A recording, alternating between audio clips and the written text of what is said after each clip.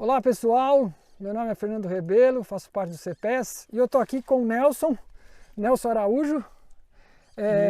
E nós viajamos 1000 quilômetros, saímos lá do Cerrado, viemos para outro bioma, aqui na Caatinga, em Poções, na Bahia.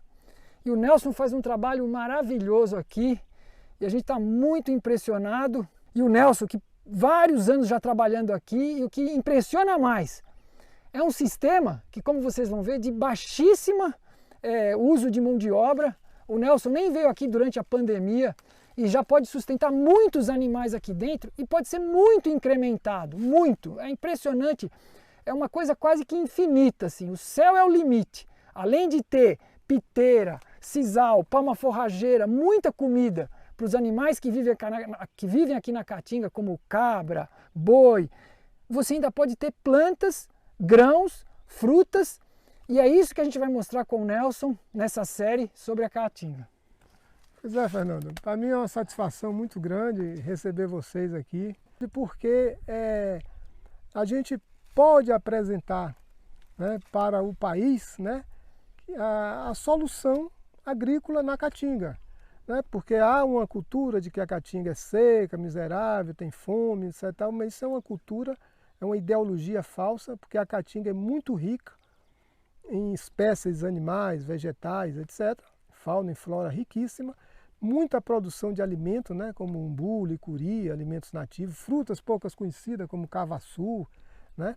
Então a Caatinga, a siriguela, né, que o pessoal já conhece bastante, então a Caatinga ela tem uma diversidade imensa, né, de alimentos, ou seja, com intensa produção de forragem animal associado à alimentação, sem conflito, ao contrário, uma coisa ajuda a outra, né? Nós estamos aqui junto de um pé de aipim, de mandioca, né? Que ao mesmo tempo está aqui junto da piteira, do sisal, da palma. Então é um conjunto, por exemplo, né? Agora, é importante a gente, nessa discussão, entender o que é a Caatinga. A Caatinga ela é olhada a partir de orientações, de informação, de uma cultura que vem da Mata Atlântica, né? A coisa começa no litoral. Então, as universidades, né? A agronomia, todo o conceito agronômico desenvolvido no país está na Mata Atlântica. E aí, quando chega na Caatinga, quer aplicar aqui recursos da Mata Atlântica, ou seja, que chove em abundância, etc. Né? E o pior é que o conceito que foi da Mata Atlântica vem lá da Europa. Né? Ou seja, importando o arado, importando uma série de recursos que no solo tropical não funciona. E pior na Caatinga, porque a Caatinga tem um regime pluvial muito interessante. São 3, 4, 5 meses de chuva, chove. Raro é o ano que não chove na Caatinga, né? Mas periodicamente chove. A bacia hidrográfica da Caatinga, ou seja, os rios da Caatinga são muitos e grandes rios. Aqui na Bahia nós temos São Francisco, quer dizer, um rio nacional. Na Bahia tem o Rio de Contas, o Paraguaçu. Tem bacias hidrográficas imensas, alimentada por uma rede natural de qualquer bacia hidrográfica de rios e riachos que surge na Caatinga. As cidades na Caatinga sofrem o problema de qualquer cidade brasileira. Elas iniciaram na beira dos rios. E os rios da Caatinga foram transformados em esgoto. Como os rios da Zona da Mata, né? Se você frequentar qualquer cidade da Zona da Mata, as prefeituras, o Estado, o governo diz que chamou os rios para canais, né? Chama de canais, aí pode despejar todo o esgoto da cidade. Então os rios são mortos. Na Caatinga também isso acontece. Então na Caatinga não falta água. O problema da Caatinga é o monocultivo, que também está matando a Amazônia, está matando o Atlântico. Então o conceito no Brasil do uso do monocultivo, né, com venenos, com arado, com tratores, transgênicos, etc., que está destruindo nossos biomas. E na Caatinga em especial, porque é uma área muito sensível.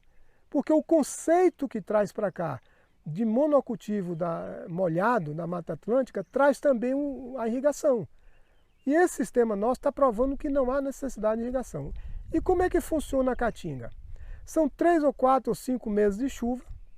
Depois as plantas entram em dormência, né? As folhas caem, etc. Mas não são todas que acontecem assim.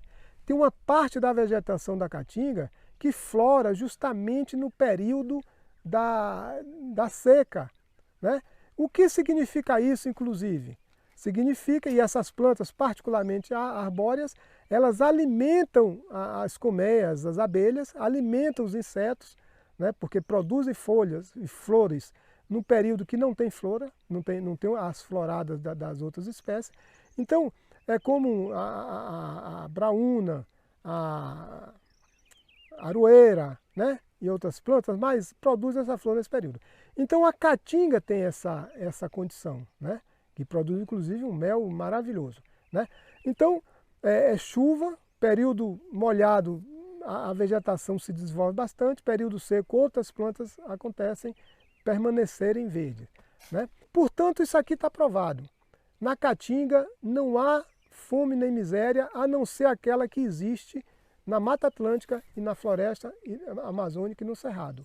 Portanto, a fome e a miséria da caatinga não decorre do bioma, decorre do modelo social de produção e riqueza, produção e apropriação da riqueza, e não característica do bioma. Ao contrário, a caatinga tem um clima, tanto para as plantas, para os animais, como para o ser humano, fantástico. Durante o dia é um dia quente, a noite é fria.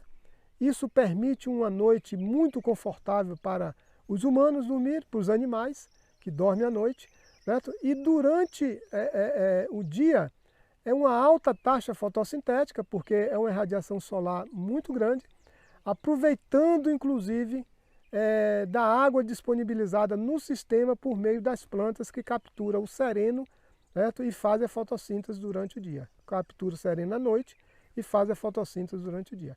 Então, resumindo, a caatinga, como o Ernest diz, é o melhor lugar do mundo para se viver. E a gente está provando isso aqui. Então, pessoal, ouvindo a fala do Nelson, a gente fica assim maravilhado. A seca está na nossa cabeça. A seca está na cabeça, como diz o Ernest, não está na realidade. Por que a gente vê seca na realidade? Quando a gente não sabe usar os instrumentos que a natureza colocou ao nosso dispor naquele bioma. O Nelson citou um monte de plantas e vocês vão ver nessa série que a gente está lançando, a Caatinga, as estratégias, as técnicas que o Nelson usa aqui, que qualquer pessoa que está na Caatinga pode usar. Não, é gratuito praticamente, uma muda de piteira, sisal, palma forrageira, pinhão, o que for que você consegue, isso é quase de graça. Só depende da nossa força física de restaurar essa riqueza que foi perdida por métodos errados. Então acompanhe a gente nessa jornada na Caatinga e você vai ver que a Caatinga é um dos biomas mais ricos do nosso país e com uma das terras mais férteis. É isso aí, pessoal. Acompanhe a gente na jornada pela Caatinga.